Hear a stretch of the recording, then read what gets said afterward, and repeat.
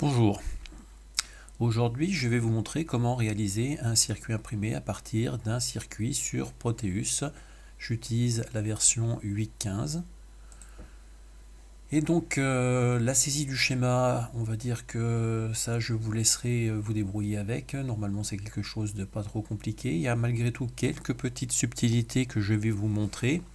Lorsque l'on veut réaliser un circuit, je pense que la première chose, une fois que le schéma est saisi, il faut vérifier par une simulation qu'il fonctionne correctement. C'est déjà un premier point avant de la réaliser. Alors il y a quelques particularités, par exemple ce circuit intégré qui est un 4060, c'est un compteur avec un circuit astable qui permet de générer une horloge. Cette horloge elle est contrôlée par le condensateur et la résistance. Sa fréquence d'oscillation elle est donnée par une formule qui est 1 sur 2,2 Cx fois Rx.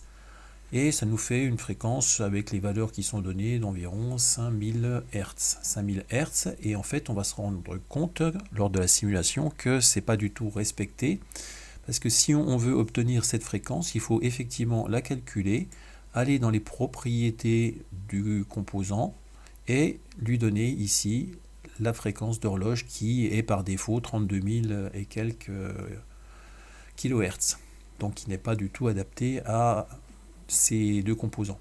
Donc ça c'est une première subtilité qu'il est important de connaître. Deuxième subtilité, les diodes électroluminescentes. Les diodes électroluminescentes, je vais la changer celle-ci et je vais mettre ici ma diode électroluminescente qui est là. Je vais la remplacer, vous allez voir pourquoi.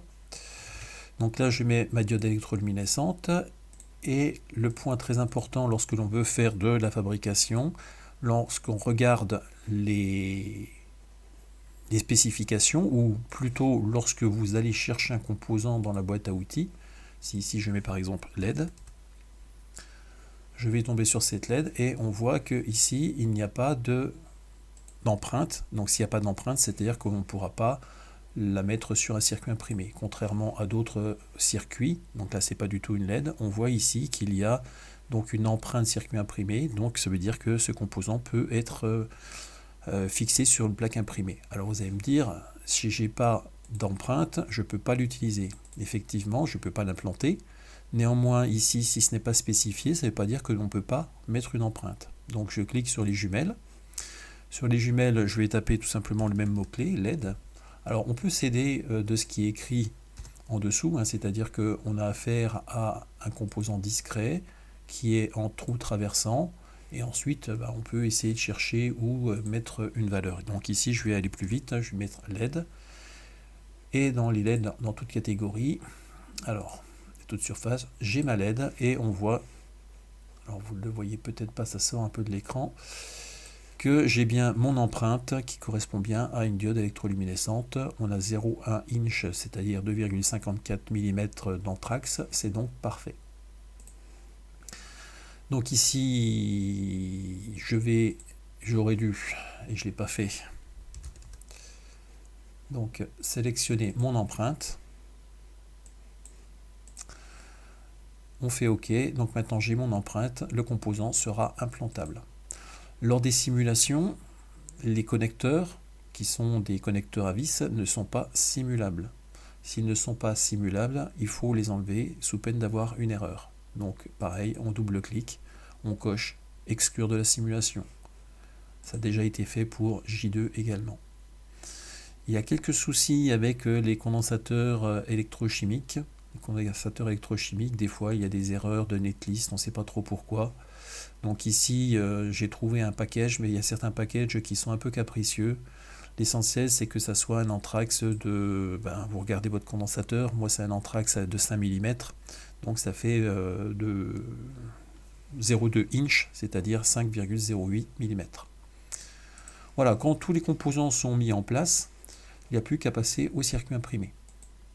Le circuit imprimé, alors vous allez me dire, vous n'avez pas les mêmes couleurs. Pour changer les couleurs, vous avez le menu là au-dessus, avec éditer, visibilité, couleur couche. Dans Bottom Copper, j'ai préféré mettre une couleur orangée qui rappelle le cuivre, et pour le papier, j'ai pris quelque chose d'un petit peu plus gris. Par défaut, le papier est noir et les pistes de cuivre sont d'un bleu très foncé qui se confond un petit peu avec le noir, mais bon, ça c'est à vous de voir comment vous le voulez. Vous pouvez changer les couleurs à votre guise. La première chose à réaliser lorsque l'on fait un circuit, donc vous voyez ici vous avez le plan de travail avec l'origine centrale. Cette origine est très importante. Elle est très importante parce que lorsque vous allez passer sur la machine de fabrication, le début de l'usinage va se faire sur cette origine. Donc pour le moment c'est pas dramatique en soi, mais il faudra ne pas l'oublier pour recadrer votre circuit au bon endroit. La première chose qu'on doit faire, c'est aller chercher l'outil rectangle pour faire le bord de plaque.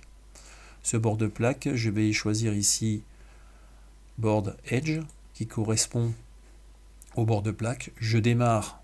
Alors vous voyez, ça ne veut pas s'accrocher correctement.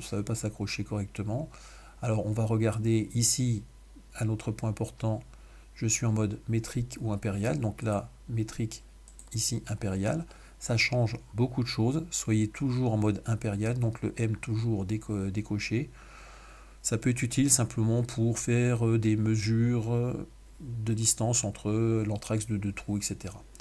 Vous avez également dans l'affichage l'accrochage. Donc là, c'est l'accrochage sur des pas de 50 millièmes de pouce. Donc ça fait la moitié de 2,5 mm. C'est pas mal, c'est suffisant. On va essayer de partir là-dessus. Et là, je pars sur un bord de plaque. On va essayer de faire un bord de plaque assez grand. C'est élastique, on peut le reprendre à volonté. Vous voyez qu'il part forcément de l'origine. S'il ne part pas tout de suite de l'origine, c'est pas grave, mais il faudra le recaler avant de terminer le circuit. Une fois qu'on en est là, on va sur la barre d'outils. On sélectionne le mode composant. Et ici, on a toute la liste des composants qui apparaissent. Le composant principal, c'est U1, donc le circuit intégré. Donc je vais commencer par lui et je vais le placer. Donc on voit qu'il est assez petit par rapport à la plaque, donc normalement on ne devra pas avoir de difficulté. Pour le moment, le bord de plaque, je ne m'en occupe pas. Je vais simplement placer mon composant approximativement dans le milieu, histoire d'avoir de la place autour. Alors, le point qu'on peut remarquer, c'est les pastilles. Les pastilles sont très petites, mais j'y reviendrai dans quelques instants. On va déjà placer l'ensemble de mes composants. Donc après avoir placé le premier composant, en général, il me propose le second. Donc là, on va essayer de faire ça dans l'ordre. Donc ça, c'est le condensateur d'alimentation. Donc lorsque je le place, on voit il y a deux filets verts qui indiquent la direction des liaisons vers le composant. Donc ça, c'est le condensateur d'alimentation. Je vais le mettre vers la gauche, puisqu'il y aura un connecteur d'alimentation qui va être également sur la gauche. On met les connecteurs d'entrée d'alimentation à gauche et vers la droite les sorties. Je vais mettre le plus vers le dessus, en faisant pivoter avec la touche plus de mon clavier, le condensateur. Et je vais comme ça enchaîner les différents condensateurs. Ça, c'est le condensateur de la stable. Alors pour le moment, je vais le faire un petit peu pivoter. Alors là, on voit qu'en le faisant pivoter, le fil vert va croiser pratiquement l'autre bande du condensateur, donc ce n'est pas bon. On va le faire pivoter encore une fois. Et là, on a une liaison assez directe vers la broche 9 sur laquelle il est relié.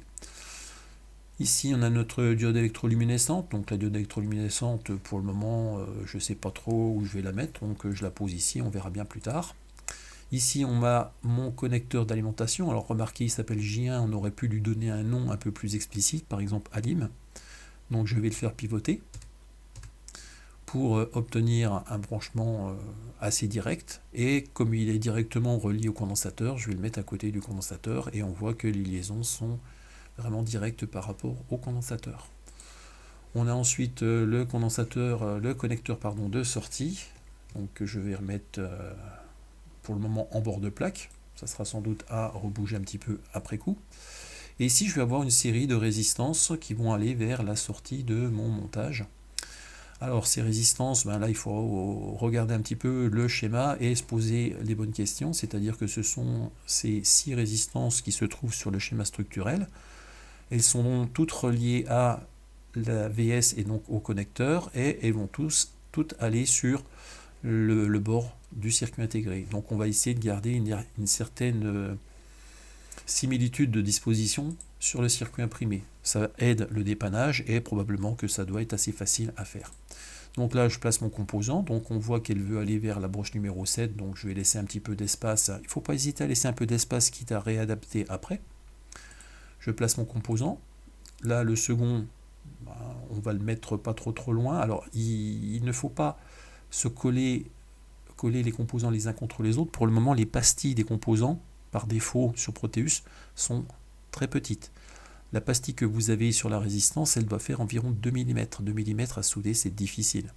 Donc là, je vais prendre un peu plus d'espace, j'espère que ça suffira. Et on va laisser à peu près cet espace équivalent pour les différentes résistances. Alors on peut les mettre dans l'ordre qu'elles viennent, sans trop se poser de questions. Alors ici c'est pour le montage à stable, là je vais les mettre un petit peu différemment. On essaie de trouver la liaison la plus directe possible. Voilà, ça c'est pas mal. Qu'est-ce qui nous reste? Eh ben, on a épuisé toutes les combinaisons. Alors au niveau de la disposition des résistances, on voit ici qu'il y a un croisement. Pourquoi? Parce que j'ai mis les résistances les unes après les autres. C'est pas très malin. Ça aurait été plus malin de prendre cette résistance ici et de la placer, on va dire, à cet endroit-là. Donc là, je vais un petit peu tout redécaler. Et là, j'ai une disposition. On voit les traits verts qui sont quasiment directs. Il n'y a pas trop de croisement. Il y a celui-ci qui est un petit peu plus compliqué, mais celui-ci, il va alimenter la diode électroluminescente qui est de ce côté-là. Donc à voir si je ne devrais pas, par exemple, mettre ma résistance R9 de cette façon-là. Tiens, par exemple, comme ça. Ça permettrait aux deux fils ici de passer au travers et de ne pas poser trop de difficultés. Voilà, donc là, on a à peu près posé les bases de mes composants. Avant de lancer le routage, parce que si je lance le routage ici, c'est facile, il y a des pistes qui vont passer entre les circuits intégrés, c'est faisable, mais c'est pas souhaitable tout de suite, puisque les pistes du circuit intégré, là c'est des pistes d'1 millimètre. C'est très chouette parce que je pourrais faire passer deux pistes entre les deux, mais à souder, lorsqu'on est un petit peu débutant, c'est absolument ingérable. Donc on peut donner des empreintes par défaut avec déjà les bonnes pastilles. Alors ça demande un petit travail en amont sur Proteus. Ici on va le refaire à la main, c'est-à-dire que je vais sélectionner ici les pastilles de circuit intégré, les standards DIL, et je vais prendre le standard DIL qui est ici, donc ça veut dire que 60, 40 ça fait 1 mm, 60 ça doit faire 1 mm, 1 mm et demi. Avec un trou de 30, c'est du 0,8. Ça me va très bien.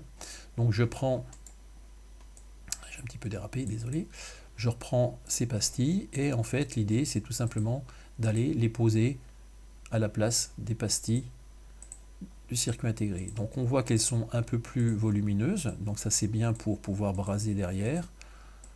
Par contre, au niveau du dessin du circuit imprimé, ça va prendre un peu plus de place et ça laissera un peu moins d'opportunités de passer entre les pistes et un peu partout. Voilà, ça c'est fait. Autre point important, il faut bien penser lorsqu'on réalise un circuit imprimé, c'est à la fabrication. La fabrication, après c'est vous qui allez mettre les composants sur la plaque et il est important que ça soit facile à souder, facile à assembler, facile à dépanner si vous devez dessouder, ressouder, que la pastille ne parte pas à la première sollicitation. Alors, le connecteur c'est quelque chose qui est important. Il doit être correctement fixé sur la plaque et en fait il est tenu par ses trous de fixation, par ses pattes et par la soudure qui se trouve sur le côté cuivre. Donc il est de bon ton de mettre des grosses pastilles. Donc les pastilles, on va prendre ici une pastille circulaire, on va prendre par exemple du 150-60. Donc 60 ça fait à peu près 1 mm et demi. En général, du 1-2, ça peut être suffisant. Alors, voilà, on en a une. Et on en a une deuxième qui est ici. Alors, on peut, c'est pas du tout une obligation, panacher un petit peu. Donc là, je vais reprendre une pastille carrée. Et l'avantage de mettre une pastille carrée et une pastille ronde, c'est qu'on peut distinguer, par exemple, un pseudo-code de pastilles, c'est-à-dire que les pastilles carrées, c'est par exemple la masse. Je peux le faire également ici pour le condensateur. Le condensateur, il n'a pas besoin d'avoir des pastilles aussi grosses. Donc si ça ne me convient pas, je peux prendre par exemple plutôt du S100 et prendre une pastille un peu plus petite. Et pour la pastille circulaire également, je vais prendre par exemple du C120. Alors le condensateur est souvent un peu plus volumineux, donc c'est une bonne idée de le rendre un peu plus, des pastilles un peu plus grosses. Voilà, maintenant on a toutes les résistances. Donc les résistances, l'idéal c'est de mettre des pastilles de 3 mm. Alors, pastille de 3 mm, ça fait quoi 3 mm? Ça fait 3 x 4, ça fait 120. Donc ça, c'était une pastille de 3 mm. 60, c'est un trou qui est un peu gros, c'est 1,5 mm, donc c'est pas tout à fait adapté pour des résistances. Et on voit que en 40, les 40, on a 45, on a 100, donc on n'a pas vraiment ce que l'on veut. Pas de panique, dans ce cas-là, on peut concevoir une nouvelle pastille. Donc ici, je vais lui mettre par exemple une pastille C comme circulaire, et je vais lui mettre 3 mm. Pastille circulaire de 3 mm. Donc là, je fais OK. Alors, il me dit qu'il y a déjà un style identique. Ah bah oui, elle était ici, mais c'est pas grave. Donc on va la remplacer, je vais faire oui. Donc ici, le nom, c'est pastille C3mm. Donc le diamètre, ça va être 120. Et le trou de perçage, attention, très important, il doit être de 40, c'est-à-dire 1 mm. Ça permet de mettre des grosses résistances et des petites résistances. Il faut être un petit peu ouvert. Donc ça, c'est actualisé par défaut, et ça veut dire que ce que vous avez fait ici, vous le retrouverez la prochaine fois que vous ouvrirez votre Proteus. Donc là, qu'est-ce que l'on va faire? On va faire comme pour le circuit intégré, on va mettre des nouvelles pastilles. Donc vous voyez que là, l'espacement entre deux est un petit peu limite. Alors, est-ce qu'il ne faudrait pas rebouger un petit peu les pastilles? Peut-être que oui, on va le faire pour obtenir quelque chose d'un peu plus facile à faire. On va rajouter en fait un pas à chaque fois. Donc ici j'en ai rajouté bien sûr un peu plus. Voilà, c'est juste histoire d'avoir un petit peu d'espace entre les pastilles pour que ça ne soit pas trop serré et que le routage permette de faire circuler des pistes ici. Par exemple là, je vais essayer de descendre tout ça. Donc je sélectionne tout et je descends par exemple un tout petit peu. Après, tout dépend si vous voulez absolument avoir un circuit très serré ou si ça n'a pas beaucoup d'importance. Vous avez remarqué que j'ai oublié de faire les pastilles qui étaient là. Ça prend pas beaucoup de temps. Comme je vous ai dit, on peut le faire par défaut sur les composants. Voilà, on a mis à peu près tous les composants. Donc là, on voit qu'il y a quand même un petit quelque chose qui est un peu grand, c'est la plaque. Donc la plaque, il va être temps de la redimensionner. Mon circuit, donc là on voit qu'on a quand même un petit peu trop d'espace, donc ça va consister à resserrer un petit peu les composants, donc la diode électroluminescente. Le condensateur, il est, voilà, on peut le mettre aligné avec la diode électroluminescente. Le connecteur, on peut le rapprocher voilà, par là par exemple. L'autre connecteur, on va également le rapprocher, on va le mettre quelque part par là. Et du coup, ça va nous permettre de sélectionner mon tracé. Je vais le ramener à peu près par ici. Alors, il ne faut pas trop resserrer dans un tout premier temps, puisqu'il faut laisser un petit peu de place ici et sur les côtés pour qu'éventuellement une piste puisse passer. Alors, vous remarquez que je suis plus sur l'origine, c'est pas grave du tout. Je sélectionne la totalité et je redéplace ma plaque sur l'origine. Comme ça, c'est fait, j'aurais pas oublié. Bien, on est pas mal. On va regarder le gestionnaire des règles du projet. Le gestionnaire, donc je suis sur du simple face. Ça a été créé lors de la création du circuit. Si vous n'avez pas fait attention, vous pouvez avoir jusqu'à 16 faces. Donc c'est pas forcément l'idéal, mais tant pis. Donc on va dans classe lien. Et dans classe lien, on a normalement deux classes, Power qui est l'alimentation et Signal qui est les signaux, donc tous les autres fils. Power, c'est donc l'alimentation. Donc ici, on décoche ce qui pourrait être, on met None et on va simplement garder le bottom copper qui est la piste cuivre. Donc pour le Power, on peut mettre par exemple du T40. T40, c'est des pistes de 1 mm. Pour la classe lien, on peut prendre du T30, ça fait des pistes de 0,8 mm, c'est bien. On peut demander un rétrécissement T10. Donc T10, ça va faire 0,25 mm, ça permet de passer entre deux pattes de circuit intégré, on verra pourquoi. Et ici, toujours une seule piste. On fait OK, il n'y a plus qu'à lancer le routage. Donc là, par défaut, on laisse. Et on lance, et on va voir s'il trouve. Voilà, donc là, il a trouvé très très facilement le chemin. Alors, on va dire que c'est bien. Est-ce qu'il y a besoin de ne rien faire? On n'a pas tout à fait terminé, il y a encore un tout petit peu de travail à faire. Alors, ce que je peux essayer de vous montrer, c'est le passage entre deux pistes. Ça peut être utile une fois de temps en temps. Vous voyez par exemple cette piste-là, qui passe de cette résistance et qui contourne, ça marche, mais pourquoi ne pas lui faire passer ici entre les deux pastilles? Donc c'est ce qu'on va essayer de faire. Donc je sélectionne cette piste et je la supprime. Je la supprime, donc elle se transforme en un filet vert. Si vous avez des filets verts, c'est-à-dire que le logiciel n'a pas trouvé par où passer. Donc là, c'est pas bon, il faut rebouger des composants pour résoudre le problème. Donc, on va passer en mode piste. En mode piste, c'est-à-dire que c'est vous qui allez tracer manuellement la piste. Alors, une première chose à vérifier, c'est dans... Alors, c'était... Dans outils. Outils. Il faut vérifier que auto-rétrécir les pistes est bien activé, sinon il ne le fera pas. Alors, je vais partir de ma piste qui est ici. Donc, vous voyez, la piste fantôme apparaît. Donc, ici, je m'accroche sur la grille. Je clique une fois pour déjà forcer un petit peu la position. Ici, je vais repartir en diagonale pour faire quelque chose de joli. Voilà, je vais monter jusque là. Je vais faire un petit angle jusqu'ici. Et arrivé ici, vous voyez, il ne veut pas. Il ne veut pas rentrer parce que pour lui, la piste est trop grosse. Et comme elle est trop grosse, elle ne respecte pas les espaces d'isolation entre les pistes et les pastilles. Donc il dit il n'a pas le droit. Il proposerait éventuellement de passer sur le côté. Mais voilà, là, il vous bloque un petit peu. Donc pour passer outre, donc moi j'arrive jusqu'ici. Je vais appuyer sur majuscule. Et là, on voit que majuscule va permettre de faire la T10 qui était la zone rétrécie. Donc je clique et normalement, alors si je vais suffisamment loin, je vais pouvoir continuer ma piste. Alors on voit que celle-ci m'enquiquine un petit peu, donc je vais reprendre. Cette piste, je vais d'abord un petit peu la pousser. Donc, vous voyez qu'on peut reprendre les pistes assez facilement. Voilà. Donc là, elle ne me gênera pas et je vais reprendre ma piste comme tout à l'heure en espérant qu'on arrive à un meilleur résultat. Hop.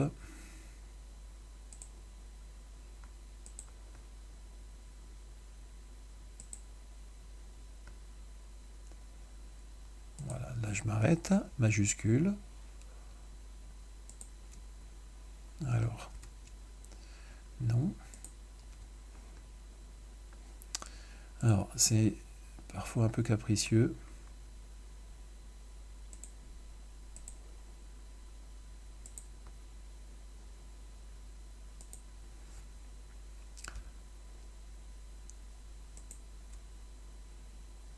Alors, je ne sais pas pourquoi il m'a fait ce truc-là. Bon, l'idée, voilà, c'est il l'a fait. C'est pas génial parce qu'il y a eu un petit mouvement dans la piste. Donc ça, on va le reprendre. On le rebouge un tout petit peu pour le remettre droit. Donc là, il a viré le rétrécissement. Donc vous avez vu l'idée. Alors, des fois, on peut changer la taille de la piste en mettant par exemple du T12. Le problème, c'est que c'est l'entièreté de la piste qui a bougé. Alors, je vais le reprendre tranquillement pour arriver à le faire. Voilà, je l'ai refait en off. Voilà ce que ça nous donne. Donc là, on a un passage qui est rétréci. Alors peut-être que j'aurais pu prendre du T12, mais attention, hein, c'est-à-dire que lorsqu'il y a une distance qui commence à devenir faible, il a quelques difficultés à passer. Donc T12, peut-être que ça passe, à essayer.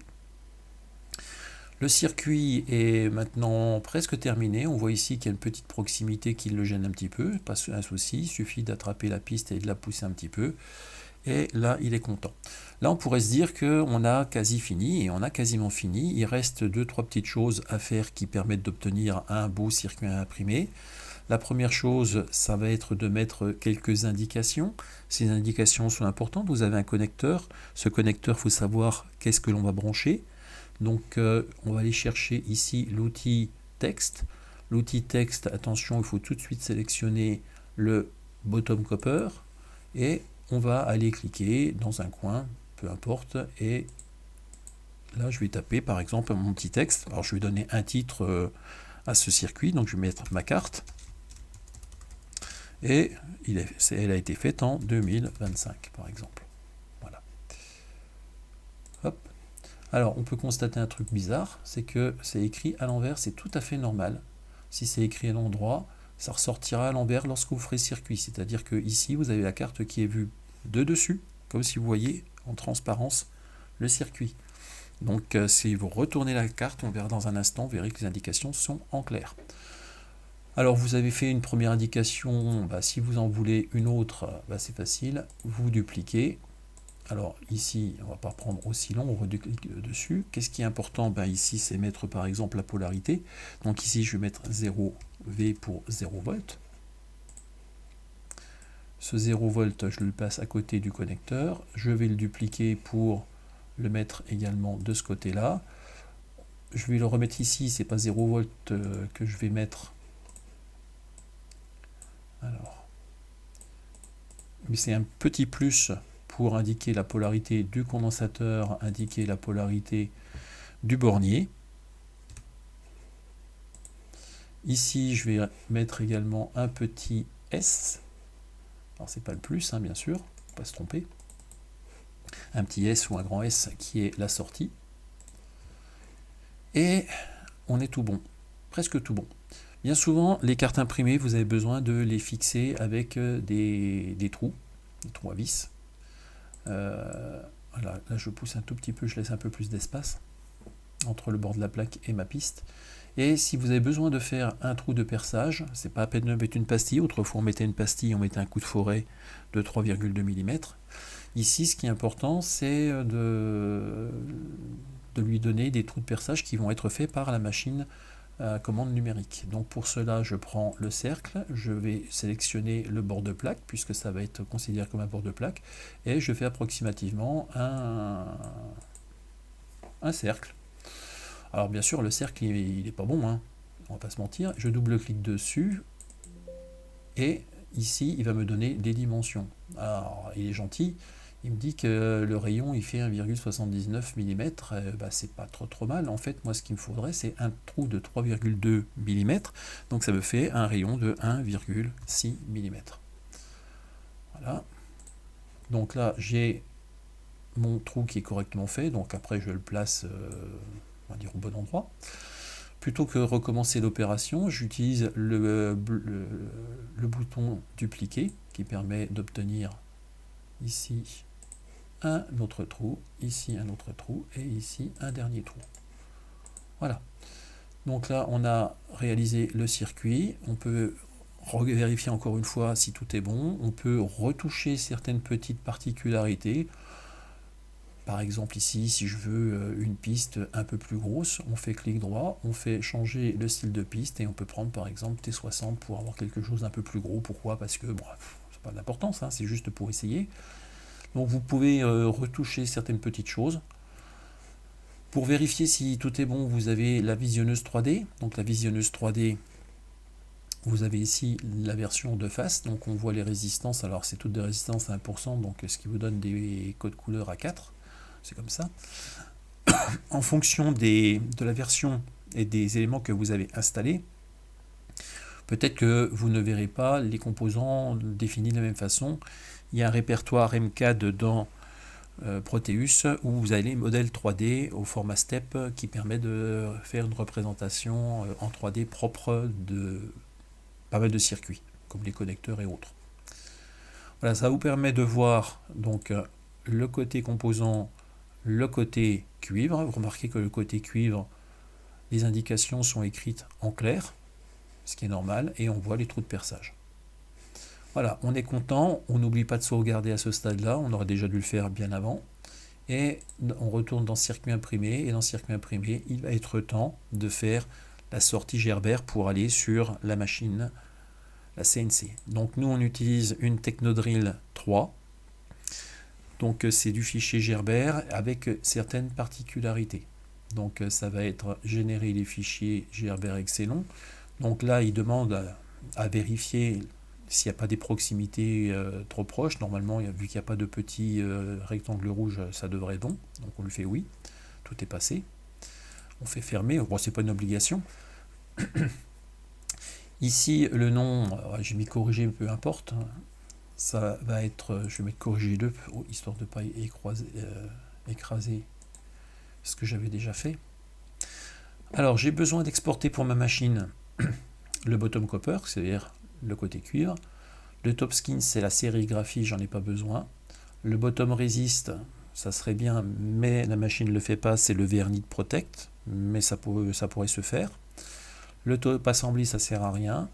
Le slot, c'est le bord de la plaque et les perçages. Et le perçage, c'est les perçages des pastilles. Donc on a ici Edge Overlaid, on va sur Layer et on va décocher Bottom Copper, c'est-à-dire que le découpage jaune, le bord de plaque, aurait été ajouté également sur le Bottom Copper, ce qui n'est pas nécessaire puisque sinon ça va graver une piste au bord de plaque pour le redécouper derrière, c'est du temps perdu, ça sert à rien.